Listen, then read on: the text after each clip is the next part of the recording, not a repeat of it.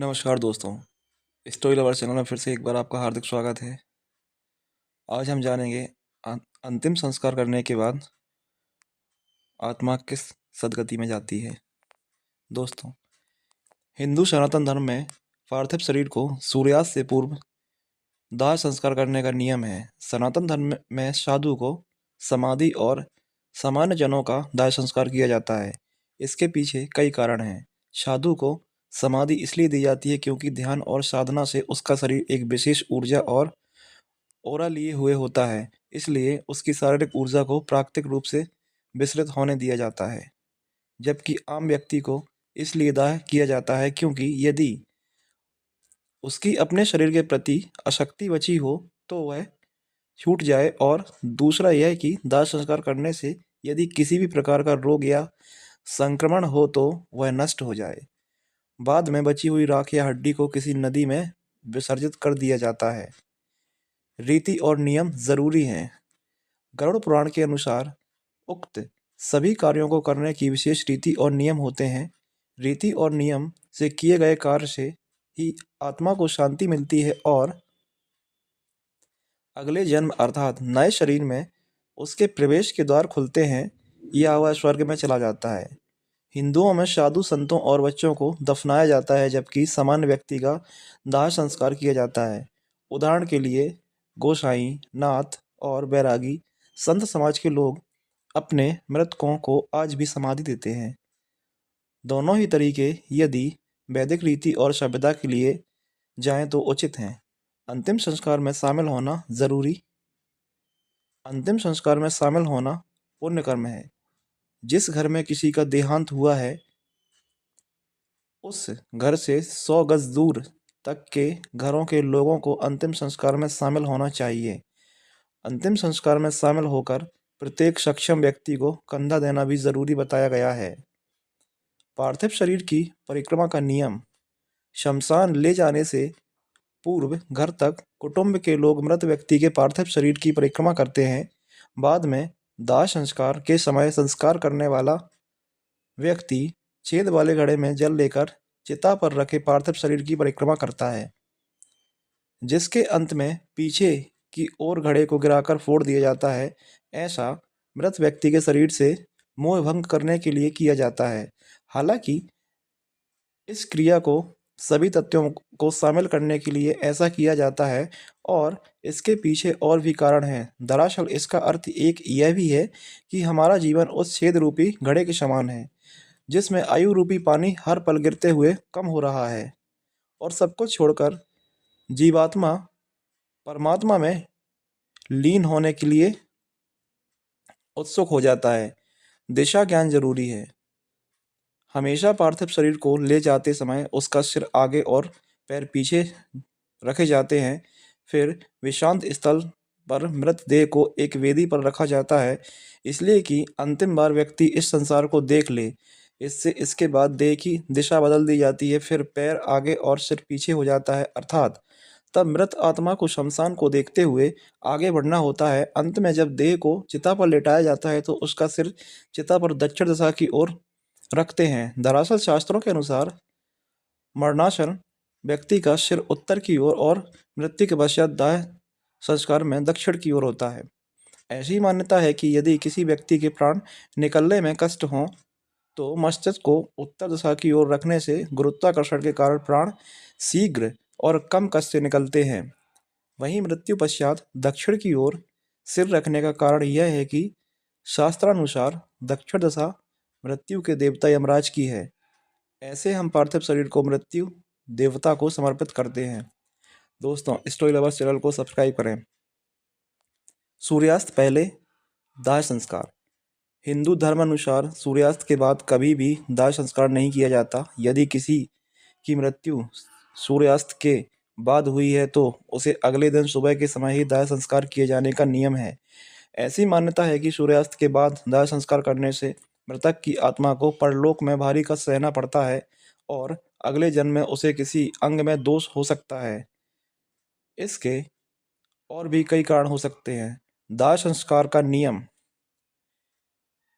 ज्ञानी व्यक्ति अच्छी तरह से लकड़ी की चिता बनाकर मृतक को उस पर लिटाकर और पूर्ण नीति रिवाज से दाह संस्कार करना ही श्रेष्ठ कर्म है। अन्य तरीके से दाह संस्कार करना धर्म विरुद्ध है। इस क्रिया को धार्मिक रीति से संपन्न करना चाहिए। मृतकों के साथ पेश किए जाने वाले तरीकों से हमारे सभ्य और असभ्य होने का पता चलता है। संपूर्ण सम्मान और आदर के साथ ही उसका दाह संस्कार किया जाना चाहिए।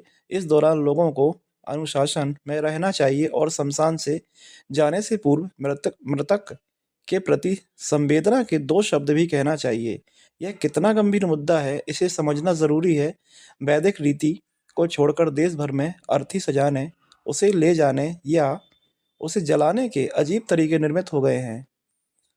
हम यह नहीं कह रहे कि आर्य समाज के तरीके से पृथक दाह संस्कार किया जाए, क्योंकि वह भी उचित नहीं है। मृतक को वैदिक या पौराणिक तरीके से ही अग्नि दाह देना चाहिए।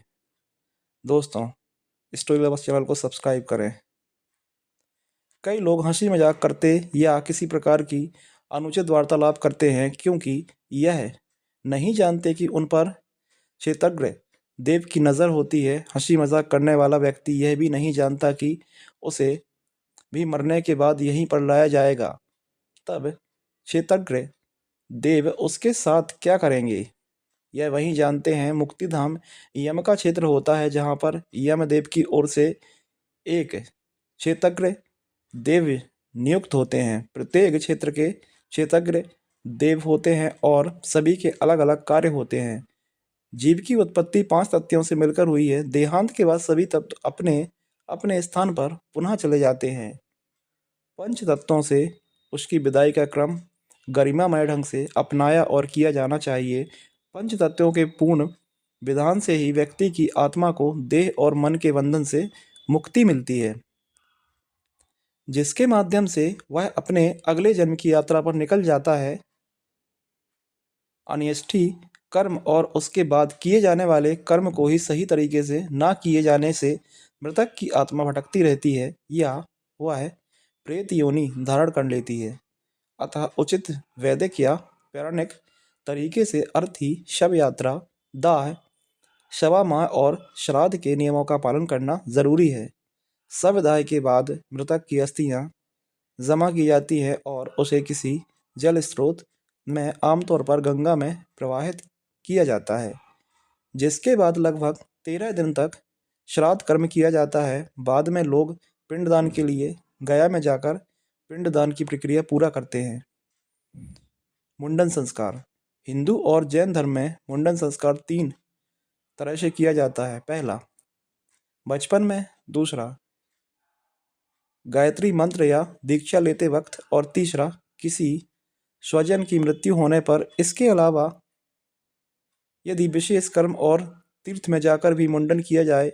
दाह संस्कार के समय मृत व्यक्ति के पुरुष परिजनों के सिर मुड़वाने की प्रथा चली आ रही है। मुंडन कराने के 2 कारण हैं। पहला, यह कि मृत व्यक्ति के प्रति श्रद्धा और सम्मान प्रकट कर उसे कम से कम तब तक याद रखना जब तक कि मुंडन रहता है।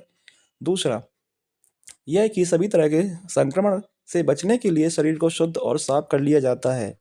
मृतक के परिवार के सभी पुरुष सदस्य और काका बाबा में सभी को मुंडन कराना चाहिए, ताकि सूतक का असर कम हो। पिंडदान क्यों करते हैं?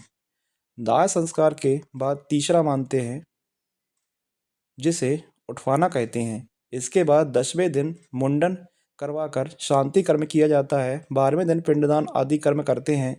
13वें दिन मृत्यु भोज देते हैं। इसके बाद सवा महीने का कर्म होता है। फिर बरसी मनाई जाती है और मृतक को श्राद्ध में शामिल कर उसकी तिथि पर श्राद्ध मनाते हैं। 3 वर्ष बाद उसका गया में पिंडदान कर उससे मुक्ति पाई जाती है। उक्त सभी के पीछे बहुत गहरा विज्ञान छुपा हुआ है। विज्ञानों का कहना है कि मरने के बाद 3 दिन तक दिमाग सक्रिय रहता है। हिंदू धर्म अनुसार ज़्यादा से ज़्यादा व्यक्ति की चेतना 3 दिन में लुप्त होकर नया जन्म ले लेती है। यदि कोई बहुत ही श्रीमतीवान है तो वह 13 दिन में दूसरा जन्म ले लेता है, या फिर सवा माह में। यदि अशक्ति ज़्यादा है तो वर्ष भर लगता है, लेकिन तब तक व्यक्ति पितरों में शामिल हो जाता है। फिर उस व्यक्ति की आत्मा से छुटकारा पाने हेतु गया में उसके पिंडदान किया जाता है। गरुड़ पुराण के अनुसार व्यक्ति मरने से लेकर लोक में सफर करता है, जिससे उसको उसके द्वारा दिए गए तर्पण से आगे बढ़ने की शक्ति मिलती है। गरुड़ पुराण में व्यक्ति के सफर को बहुत ही अच्छे ढंग से समझाया गया है। क्या जरूरी है मृत्यु भोज? दाह संस्कार के नियम के अंतर्गत पिंडदान के अलावा घर की साफ सफाई की जाती है, नाम से पुकारा जाता है, जिसमें एकादश गात्र को पीपल वृक्ष के नीचे पूजन, पिंडदान आदि होता है।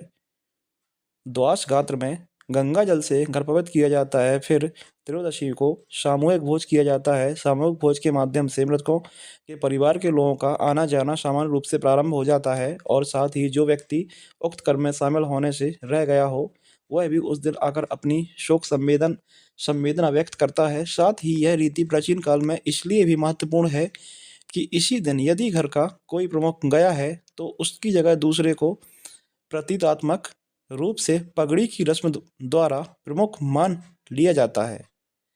सभी रिश्तेदारों में के एक जगह जुटने से मृतक परिवार को इससे हिम्मत मिलती है और पारिवारिक एकता भी बढ़ती है। भोज तो निमित्त होता है लोगों को एक दूसरे से मिलाने हेतु। अन्य नियम गलत। जो लोग गंगा किनारे दाह संस्कार करते या करवाते हैं या जो लोग अपने मृतकों को जल दाग देते हैं वे सभी असभ्य लोग हैं। धर्म के जानकार लोग इसे धर्म विरुद्ध मानते हैं। जल दाग देने की प्रथा भी है, जिसके चलते गंगा यमुना में कई शव बहते हुए देखे जा सकते हैं। कुछ लोग शव को एक बड़े से पत्थर से बांधकर फिर नाव में शव को रखकर तेज बहाव व गहरे जल में जाकर उसे डुबो देते हैं। यह अजीबोगरीब असभ्य तरीका बहुत गलत है। धन्यवाद दोस्तों।